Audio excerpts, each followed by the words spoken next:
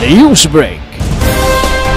O karon sa detalye sa nagbagang mga balita sa One TV, Newsbreak Misamis Occidental.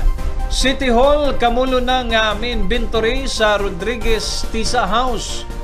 Human natuman ang panagsabot tali sa pamilyang nabinlan sa Tisa House o sa kagamanang lokal sa Dakbayan sa Osamis.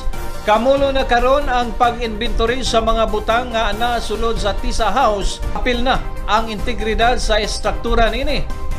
Tipik og bahin usab sa proseso mao ang pagbakante sa maong building, labi na niadtong usa ka tindahan og pintal nga miabang sa maong dakbalay.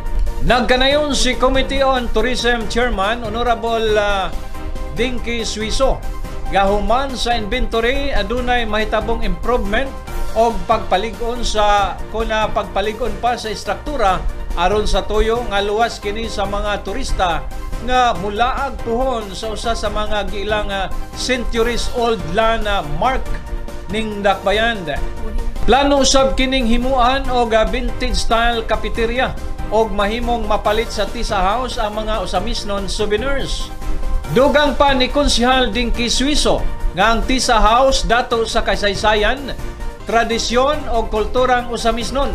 Gumikan kay dihay kausa nga ang pambansang bayani Dr. Jose P. Rizal nakatulog og pila ka gabi sa maong balay human kini muhimo og eye surgery sa usa sa mga miyembro sa pamilyang Rodriguez nga mao'y orihinal nga tagbalay sa Tisa House. Mahinumduman nga nangita gilayon og paagi ang Asenso Administration ilalom sa liderato ni Mayor Indy Waminal aron makuha sa hingpit sa syudad ang maong Tisa House. Human gisulayan og tanyag sa nahibiling kaliwatan sa Rodriguez. Gumikan kay gusto sa Asenso Osamis Administration nga magpabilin ang pisikal og kasaysayan sa maong istruktura. And we are now actually on the verge of nag-inventory na ta sa sulod kay prag apil man sa atong gibayaran ang sa sulod, and then naatay gi-hire to make sure or to ensure nga kanang ato ang mga bitang naagi story behind bitang mga paintings din ha.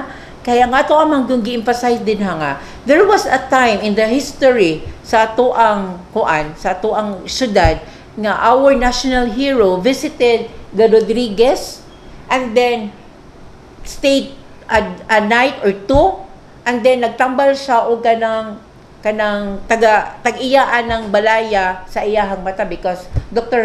Jose Rizal is a ophthalmologist, kanang kuan sa mata, doktor sa mata. So kana gyud ang ato ang gi-highlight ngano mo nang nag-inventory ta kung sa to kinahanglan pang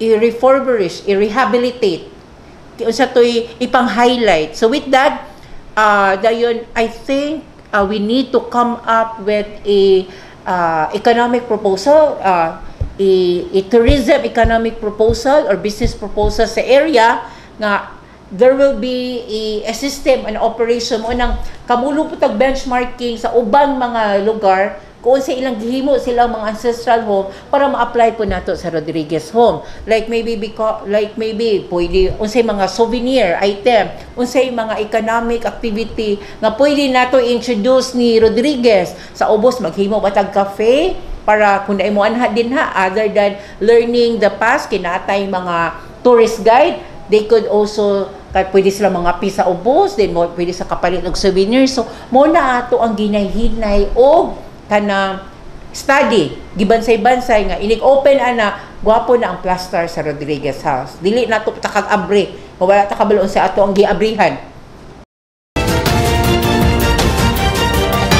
One TV Newsbreak.